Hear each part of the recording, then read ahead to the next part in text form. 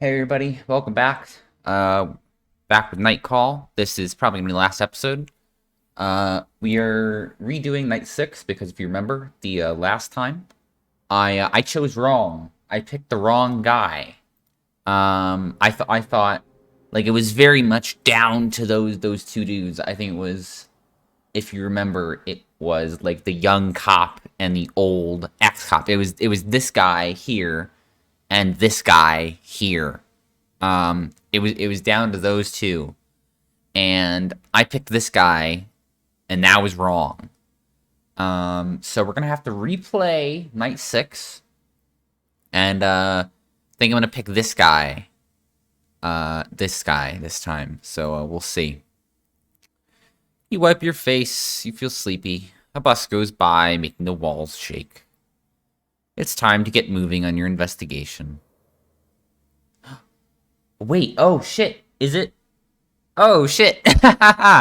Is it just is it the night, like, is it just the end of night 6? I think it is. So yeah, so let's see. I mean, it's not this fucking guy and it's not this fucking guy. Right? So it's either this guy and it's not this guy, is it? Cuz we picked this guy and that was wrong. Um so why did we think it was this guy? Cuz right, he's a cop. His dad was a cop. Uh his mom, something Rick did in Scandal. Okay, and the weapon was kept in shape by a professional, and he's a cop. Crime scene 2, you deserve this. The first 3 victims' files were not part of the police leak, so it had to be a cop or like someone with access. Yep, he's under a meter 80. Of course, the Rick did in Scandal, so it's like a motive. And then the black gloves. I think the black gloves is basically just meaningless. Like, I don't think the black gloves actually means anything. Wait. 1, 2, 3. It's 1, 2, 3, 4, 5 on this guy's. Oh, okay. Yeah. I see. So, okay. So I guess this guy. I guess this doesn't really matter much, does it, either? This guy is, like, more likely. Okay. Alright. So we're gonna go with this guy. Because police gun in the 70s. He's professional because he used to be a cop.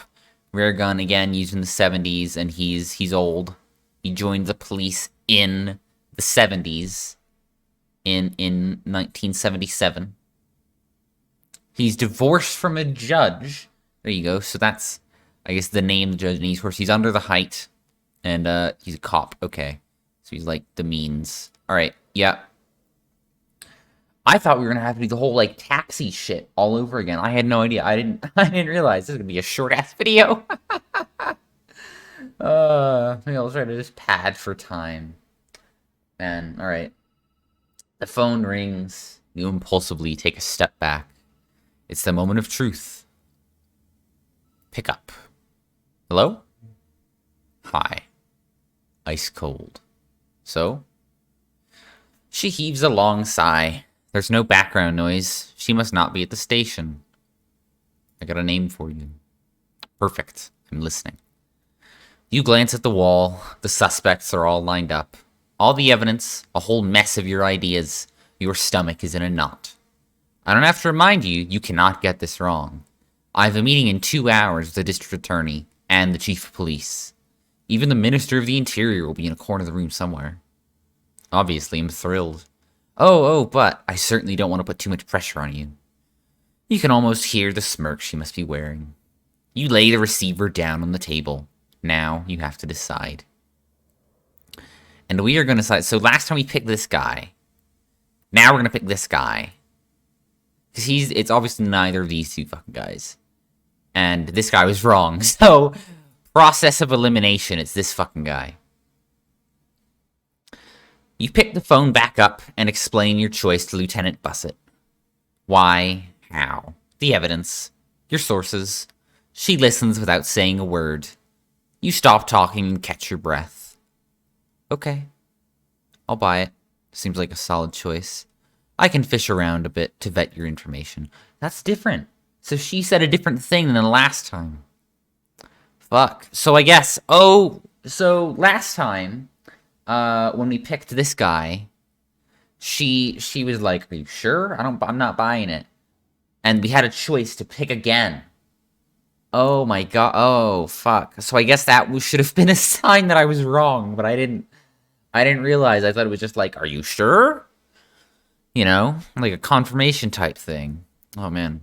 She pauses. You can almost hear her nodding. I'll call you tonight. Try to get some sleep. She pauses. No way she's gonna hang up on such a positive note. No, she's probably gonna. Might be your last night of freedom. She snickers and hangs up. You put the phone down. You might as well be standing in the ice-cold emptiness of outer space. You decide to go to bed. To sleep. Best way to kill time. With a heavy hand, you wipe your face. You lie down on the open sofa bed. The events of the day run through your head. The streets, the passengers, their faces, their problems. Your brain is running at full speed. Your body aches and you are in pain. You can tell you need to get more sleep. You glance at your investigation board. You sigh when you think that in just a few hours it'll all be over. You'll have answers. Busset will have her arrest. Paris will be peaceful again. What about you? What do you do? You shake your head, and your mind wanders for a second. You suddenly fall asleep. Your breath becomes slow and steady, until you understand you are no longer breathing. You open your eyes and look at your chest. Something has cut out a square of skin and flesh in order to pull out your lungs. Shit! You sit up in your bed and breathe. A nightmare. It was just a nightmare. You fall almost immediately back to sleep. And you fall right back into that same fucking nightmare you're just having. Hate that. Don't you fucking hate that? When you're having a dream, like a nightmare, and, you know, you wake up, you're like, oh, thank fuck. And then you fall back asleep, and then you're back in that same fucking nightmare. Isn't that the fucking worst? Oh, man.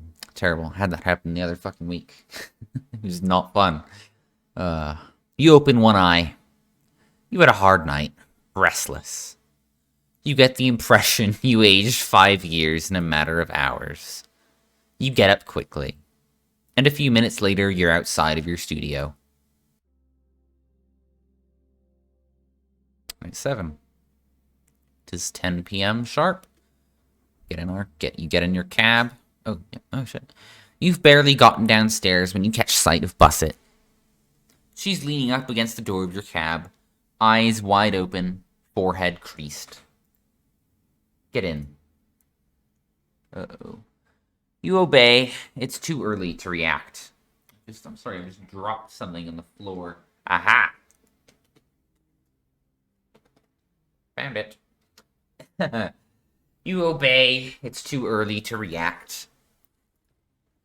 She settles into the back seat, flashes a smile. Good news. You're right. Or at least, the DA thinks your evidence is sufficient.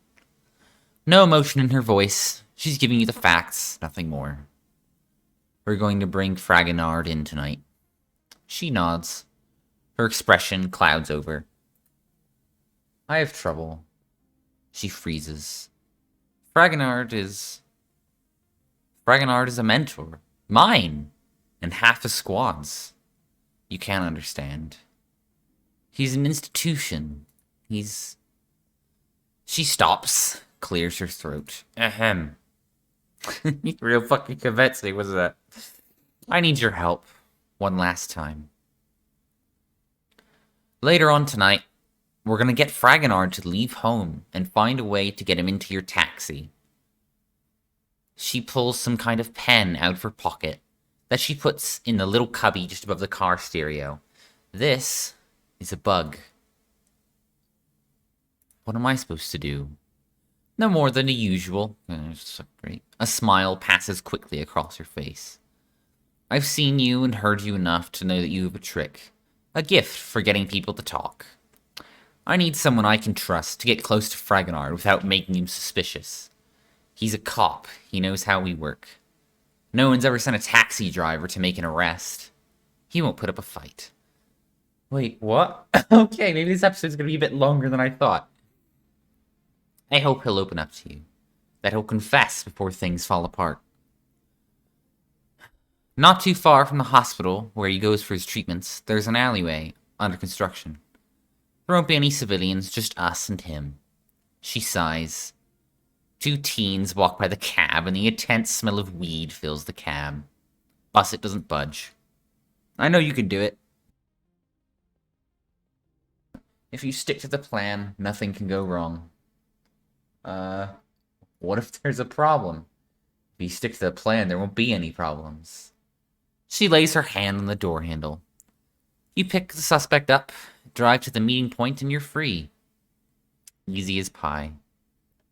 She gets out of the cab, slams the door, and walks quickly away. Shit. You hit the dashboard. Intense pain spreads through your hand.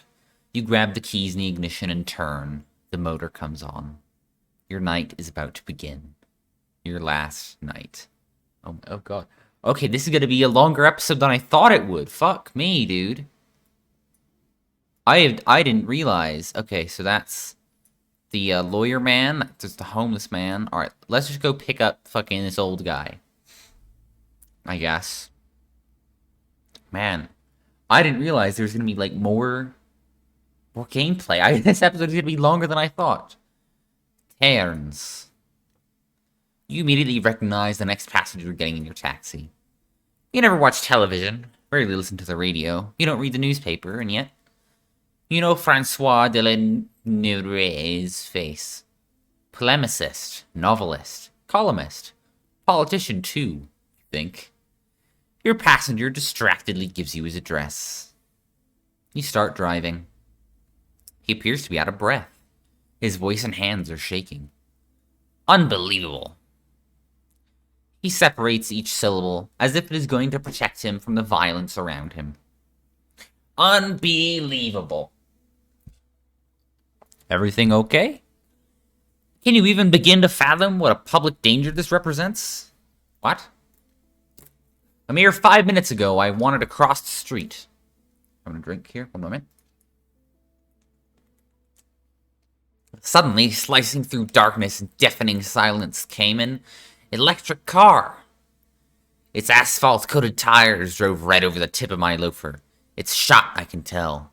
The leather is compressed and streaked with mud and soot. It's a travesty. A travesty! He begins writing furiously. You catch a few words from time to time. What for? For the environment? Create more road deaths? Save polar bears? You know, that's a good point. I never actually thought about that. I'm like, you know, blind people, right? They can usually, like, cross the street okay, like, by themselves, right? Usually. Because they can hear cars coming. And, you know, there's usually, like, a, you know, like a tone when the light changes at the little, you know, the little button on the lamppost or whatever. I don't know, that's the thing where you guys live. It's the thing where I live. Blind people, they usually hear cars coming. But in the case of an electric car, they're a lot quieter. Is that like a problem for blind people? Like crossing the street? Is that a real thing? I've never thought about that. Is that a real thing that people have like problems with? Electric cars are too quiet and you can't hear them crossing the street? Huh. Shit. Alright. Anyway, he leaves you hanging for a second before grinning. Another badly thought-out stunt from the snowflake hipster lobby. Quinoa! Electric planes that will crash into Charles de Gaulle Airport without a sound. You hear a throaty laugh. The Earth, safe, intact, clean. But at what cost? No way, Jose. Our planet produces oil, so we must use it. It would be unnatural not to. Unnatural indeed, he chuckles crudely. Rise up in defense of the sweet purr of the convertible, just as they would the hoot of the owl in danger of extinction, the lust force of the Champagne region. Ah, murderer, assassin! The ferocious silence made to oppress us. This guy's off his fucking rocker, isn't he? Or I suppose maybe he's just how all fucking journalists are. I don't know. I don't read the news. He puts down his notebook. A wolfish grin spreads across his face. Yes, magnificent editorial. Just magnificent. What about you? Would you want to have a silent car? I don't think I would, honestly. I don't think I would. See now? See? I'm not... No, my. Bubble in my throat there. Ugh. Alright, see now? See? I'm not the least bit surprised. And if taxi drivers don't like them, then something is definitely wrong with this world. Serious though, I'm being straight with you. No bells and whistles, and it's God's honest truth. A city without noise is not a city, mark my words. You drive in silence for a few minutes. In the back seat, Excuse me? In the back seat, the polemicist is fuming, and you catch occasional snippets of nonsense. The taxi has almost reached your passenger's place. It's just here. You pull up in front of his address, an old building, freshly renovated. On the top floor, the bay windows shine faintly in the darkness as the Eiffel Tower's spotlight washes over them. Your passenger sighs. Oh, the devils, the fools! It's the middle of the night and they're still having the time of their lives. He opens the window on his side and screams at a packed cafe. The heated patio is filled with young people, well-dressed and quite drunk. When will you cease this madness? Then turns to you to whisper, as if in secret. Every night, they make one hell of a racket. Impossible to get a wink of sleep.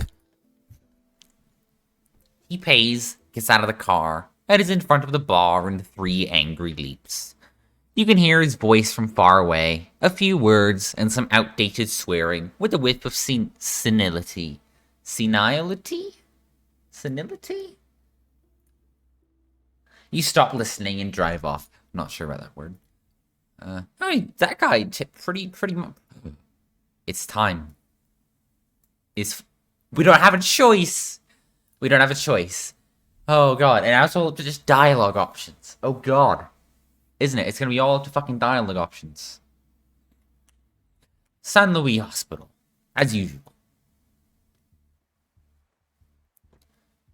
You recognize the next passenger getting in your cab. The cop. The detective. Your suspect. He has a tired look about him. And not just because it's early. His voice drags. The usual place. San Luis Hospital, then. You start driving. Your passenger seems to have his mind elsewhere. Not entirely awake. Stubble on his chin. You scan his skin, his movements, his attitude, It's cold as shit this morning. His voice makes you jump. You nod. You have more people or not as many when it's cold out like this. Folks tend to stay home when it's too cold. There might be more of them, but they make shorter trips. Makes sense. Dead silence. I think it's best not to talk. Because what if he recognizes like your voice? You don't want to look in your side mirrors too often. You haven't seen a trace of the cops yet. Bussett told you not to worry, but... You know, it's funny. Just this morning I was thinking about an old case. One of my first cases, actually.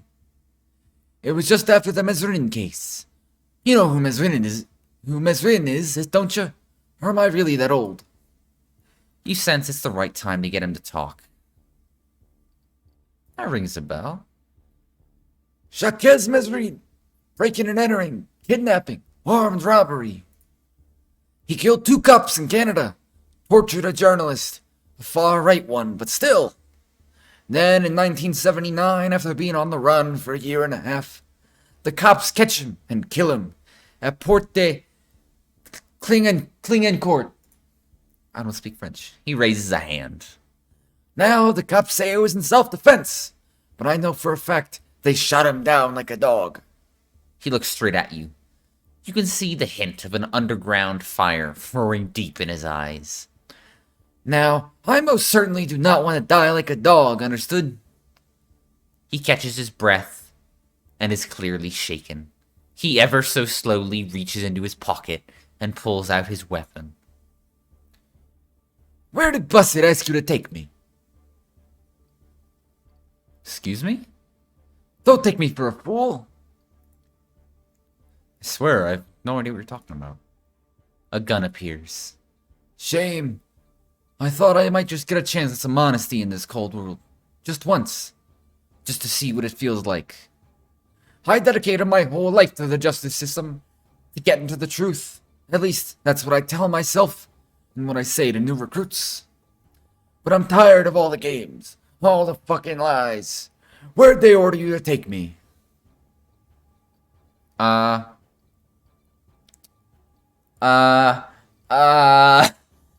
god. Oh fuck. Maybe if I just stay in this dialogue menu, I'll eventually get there. Oh god. They didn't order anything. Yeah, right. His voice sounds tired. Oh. His voice sounds tired. His hand is shaking. You can't take your eyes off his weapon. Answer the question. Where? Tell the truth. A warehouse. Some old garage. They're waiting for us there. An ambush. I'm no Ridden, you know. I'm not gonna pull a grenade out from under the back seat here. He cuts off with a groan. When he starts speaking again, his voice is chilling. Busset. You can see his finger on the trigger. It's shaking ever so slightly. How much does she know? I don't know. The stench of gunpowder fills the cab. Your vision is blurred for a while. You can't feel your legs anymore, and a shock of heat is streaming down your spine. The taxi slows and ends up running into a car parked along the side of the road. The impact sets his alarm off. Its lights shower the street with red and yellow. I'm sorry. Sorry it turned out like this. You deserve better, you know? You're so focused on helping others that you forgot to take care of yourself. You want to speak, but no sound comes out. I read your file, you know? What you did for your sister-in-law. Taking 7 years in jail for her. He nods his head. You deserve better. Your neck muscles give out and your head collapses. Bits of the outside world make it in. Maybe not in the right order. The door closing. The back seat empty. A shape coming over to the cab, screaming, shouting. And just like that, darkness. I fucking died. Oh my god. Oh, I fucking died, I have. I fucking died. Oh my god. That's just it. Okay, I'm gonna do this again. I'm gonna keep fucking doing this. I'm gonna keep fucking trying until I get this right and I fucking die. Oh my god. You wipe your face. You're starting to feel sleepy. Yep. I'm just gonna speed all this up until we get back to that sequence, okay? I'll see you in a minute.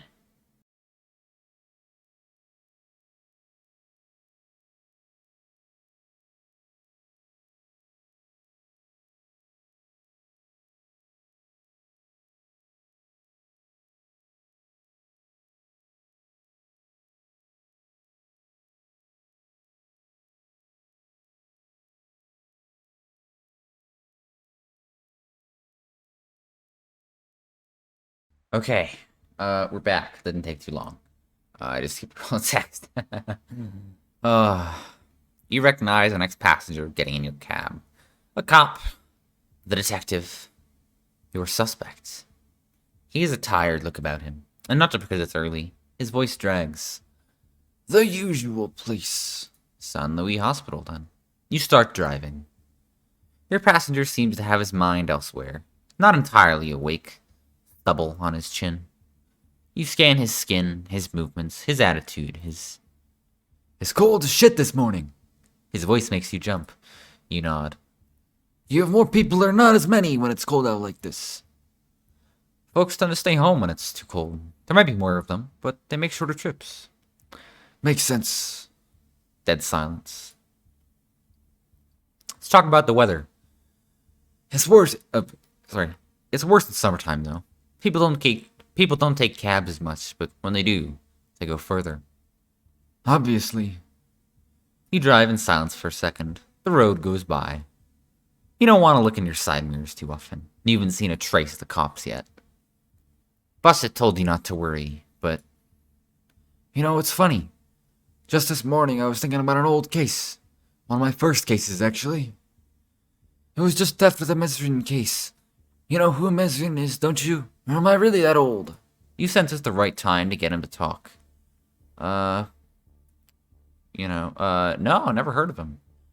Zacchaeus Mesrin. Breaking and entering, kidnapping, armed robbery. He killed 2 cops in Canada. Tortured a journalist. A far-right one, but still. Then in 1979, after being on the run for a year and a half, the cops catch him and kill him. At Port de Clignancourt. Fucking no. He raises a hand. Now, the cops say it was in self-defense, but I know for a fact they shot him down like a dog. He looks straight at you. You can see the hint of an underground fire roaring deep in his eyes. Now, I most certainly do not want to die like a dog, understood? He catches his breath and is clearly shaken. He ever so slowly reaches into his pocket and pulls out his weapon. Where did Bussett ask you to take me? I don't know what you're talking about. Don't take me for a fool. Keep lying. I swear I have no idea what you're talking about. A gun appears. Shame. I thought I might just get a chance at some honesty in this cold world. Just once, just to see what it feels like. I dedicated my whole life to the justice system. To get into the truth. At least, that's what I tell myself. And what I say to new recruits. But I'm tired of all the games. All the fucking lies. Where'd they order you to take me? Let's lie. He shakes his head, saddened by your answer. I can't quite figure out if you were avoiding me, but I know Bussett put you on the case and gave you a copy of the file. We don't know each other too well, eh? So I'm gonna give you one last chance to tell me the truth. Bussett. You can see his finger on the trigger. It's shaking, ever so slightly. How much does she know? She's evidence. You hear a long sigh coming from the back seat. A few seconds go by. You try to concentrate on driving, despite your sweaty hands and dripping brow. Okay. Why hasn't she tried to arrest me then? You shrug. Dunno. She told me it would be easier this way. I think she hopes you'll turn yourself in without a fight. He looks away. You know, Bussett really is one of a kind. But she doesn't fit into today's world. Neither do I, for that matter. The weapon he's holding is shaking slightly, wavering. You suddenly notice he's speaking to you in a more familiar tone. We're doing better this time. That's why I killed them. Bastards, all of them. Rapists, murderers, and liars who escaped prosecution. Now Bussett would like to do the same thing I did. Slam a bullet into the head of the first murderer she could get her hands on. But she can't. You just can't do that anymore. A long, painful, heavy sigh. In any case, now there's only one tooth left. No more confrontation, no debate. No need for justice to be served. They were guilty, and I killed them. I can write that down if you want. It's no secret. I knew I'd be caught sooner or later. Either by Bussett or by... His sentence hangs in the air. I'm sick. Got cancer. All over. They hope some new drug might cure me. But what's the point, honestly? He abruptly accelerates his speaking pace. I don't want to go to jail. A cop can't go to jail. I don't want to see my face on the cover of magazines and newspapers. But I don't want to deny Bussett the pleasure of catching me. Her and her team. So, here's what we're gonna do. There's this place in Montmartre. A place I really love. It's my first memory of Paris. I must have been 6 or 7. My mother had come all the way to Martinique. She thought she could convince my father to... Yeah, anyway. There's no point in telling that story. I want to hear it. He snickers. And buy yourself some time. No. There's a bench up there. Not far from Sacre-Cœur. This bench has two clear advantages. First, it faces the city of Paris, southern facing. All the monuments are there, staring back in splendor. He starts to speak with confidence. I especially like it when all the buildings poke out above the cloud of pollution. Notre Dame's square towers, Pompidou and its colored pipes, the Eiffel Tower. He shakes his head, and his voice sounds deep and serious again. The second advantage to sitting on this bench is that you turn your back to Sacré-Cœur, an ugly building. They only built it to rub the church the right way. He looks away and remains silent for a while. His hands shake a little. I want to see Paris one last time.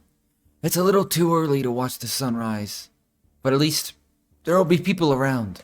Lovers. Life. I just want to go out and sit on the bench. Look out at Paris. Alone. For 5 minutes. And then you can go to the meeting point so Bussy can pick me up. What do you say? Okay. You turn around. You'll see. The view is incredible. Neither of you says a word for several minutes. You drive in silence. Then, as you're beginning to climb up to the top of Montmartre.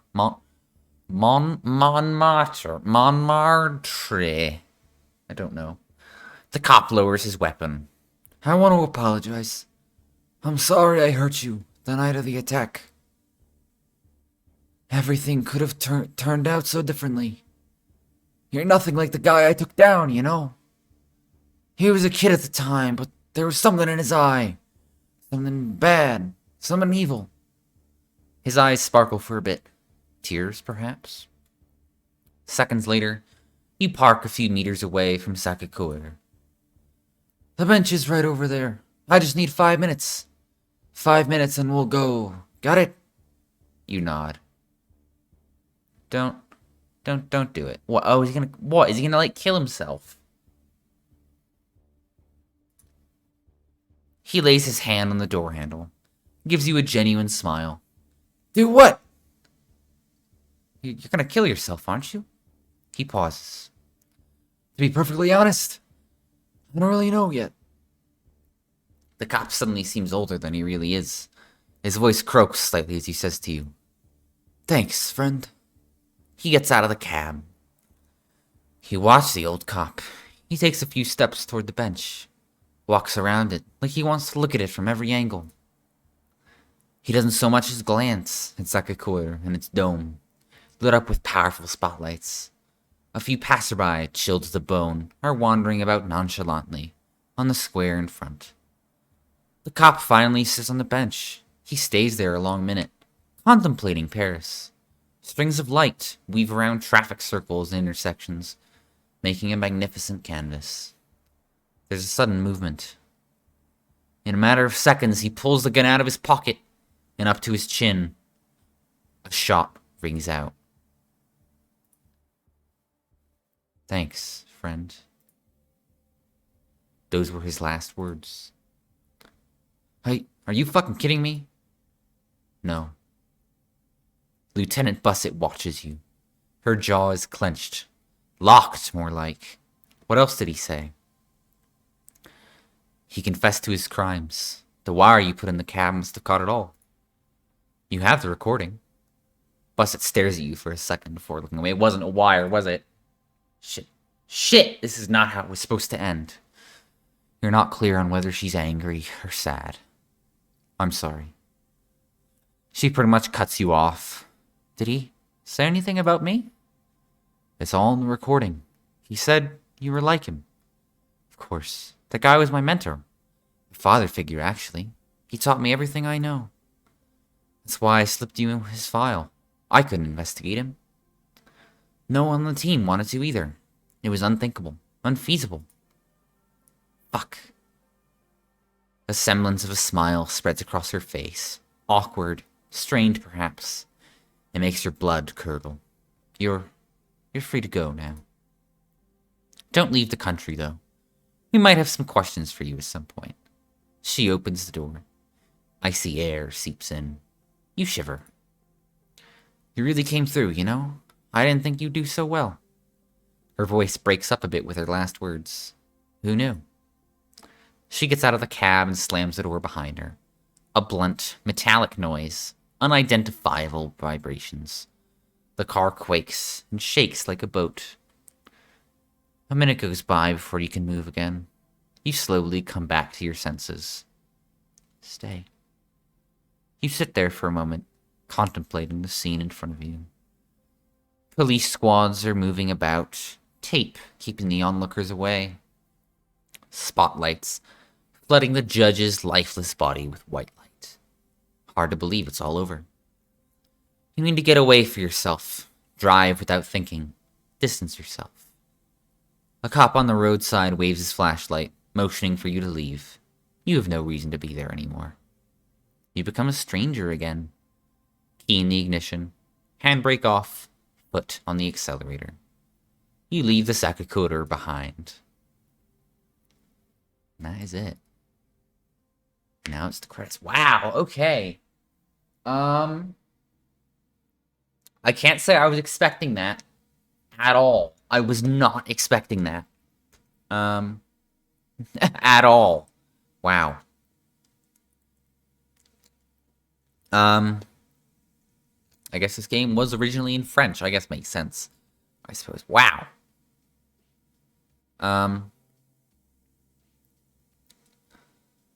Wow. What a fucking game, huh? We didn't do too good, I know, on, like, the money front. Didn't do great. But I feel like there wasn't much we could do about that. Like, initially, no one was paying us, like, shit all. No one was paying us fucking anything.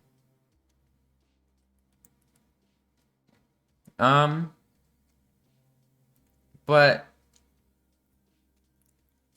yeah, like, wow. Okay. That was, huh. Oh, someone had a baby while the game was someone on the team had a baby while the game was being made. That's quite nice. Quite congratulations, whoever that was. That's quite nice.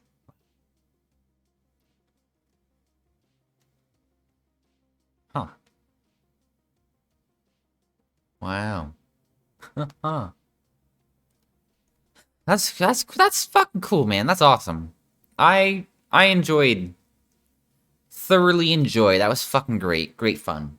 No, I didn't at all expect that. If there is a different ending, actually, you know what? I kind of want to look that up right now. Like, was that like the bad ending where he killed? Well, I guess the bad ending is he fucking kills you. That's probably like the neutral ending where he kills himself. Oh shit! What is this? The sun is about to come up. You drove all night long with your window open. You're so tired, your chest is tight and your eyes are heavy, but you can't stop. Not now. You're going to run out of gas soon. The light went on about 20 kilometers back. You're somewhere in Normandy. You pull over onto the shoulder and get out. There's almost no traffic. You step over the guardrail as your eyes adjust to the colorful break of dawn. The sun will soon rise over the horizon. You get your phone out and dial a number. It doesn't ring. Direct to voicemail. A voice asks you to leave a message after the beep. Hey, I wanted to... You catch your breath. When Aide told me she'd held onto your phone just to hear the sound of your voice, I thought it was stupid. But now, the sun is slowly rising, and its colors are flooding the landscape. Bare underbrush, a tiny village lost in fog off in the distance, a hilltop sparkling with dew. The view seems alien to you. I wanted to thank you for giving me the opportunity to redeem myself. Thanks. That word disgusts you, but it's too late. Thanks to you, I did something important. I think. Who knows? Silence. Your head is spinning. You haven't spoken to your brother in years. Well, in a manner of speaking. You grin. I'm good. I guess so. It's strange to hear your voice, but it feels good too. You pause. A truck flies by, just meters from you. I thought when it was all over, thought I'd be able to get some decent sleep. Close my eyes and sleep. Really sleep. Finally. But sleeping is just a break. It doesn't put an end to it. It all starts up again as soon as a voice cuts you off. You have reached the maximum time limit. Please, you hang up. Your phone feels heavy in your hand. What should you do now? There's a broken fence in front of you, leading to a small footpath into the woods. Behind you is the highway leading to the sea. Let's get back in the car. You sigh and retrace your steps. On the other side of the guardrail, you find your overheated cab. The next gas station can't be much further. You slowly turn the key in the ignition. There's gotta be something for you. Out there. Oh. And that was it. Wow, okay. That was great. I'm going to, see. Is there, like, a good ending? Good. Is there only one ending? Or are there multiple endings? I don't know. I'm gonna look it up. I'm looking it up on my phone right now.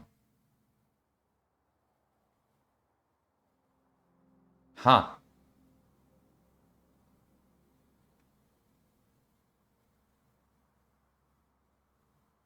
Huh. Wow. So it seems like that was the only ending. As far as I can tell, the only ending. He fucking shoots himself. I think. Let's see here. I'm watching a video by somebody named Lydia. Yeah. That's it. That seems like the only ending. He shoots himself no matter what. I think that seems like it's the only way. Wow. Okay, I had no idea. Fuck, dude. What a game. What a great game. Let me know. I guess let me know. If you want to see me continue this, because there are, there is, let's see here. There are other cases. There's other cases that you can do. So the one we just did was the judge. So there is the angel of, oh. I see. Aha. Okay. So it seems like there's two more. So there's the angel of death, random victims, unknown motive, weird case, slightly more difficult than the others. This one is victims all have something in common, but the motives seem clear. Okay, sure. And then this one, the Sandman. The victims may feel random at first, but there's a connection. Yet the motives might be hard to find. So let me know if A, do you want me to continue playing this game and try the other cases? And if so, which case do you want me to try? So either leave a comment, let me know if you want me to play more of this game, and let me know. Tell me either option 1, the Angel of Death, or option 2, the Sandman. Let me know if you want me to keep playing this game, and let me know which of these cases you want me to do if you want me to keep playing. And then maybe we'll come back sometime in the future. Probably not daily. Probably like a weekend thing. Maybe I'll live stream it. Actually, that could be fun. Wouldn't you say? That could be fun. I could live stream this game. So yeah. Wow. This has been Night Call. Potentially for the last time on my channel. Like I said, let me know if you want to keep playing. Leave a like, leave a comment, subscribe, ding that bell for more future upload notifications. We're gonna have another episode of Cross Channel coming out tonight, this evening at around 8 p.m. As same time as last one. And then the next day, a new series is gonna be coming up. I won't tell you what it is immediately. No, I won't tell you what it is. You'll find out when I upload it. But hopefully it should be a lot of fun. It should be fun. So yeah, I will let you guys know. Until then, till next time, peace. See ya. Bye. Have a good night.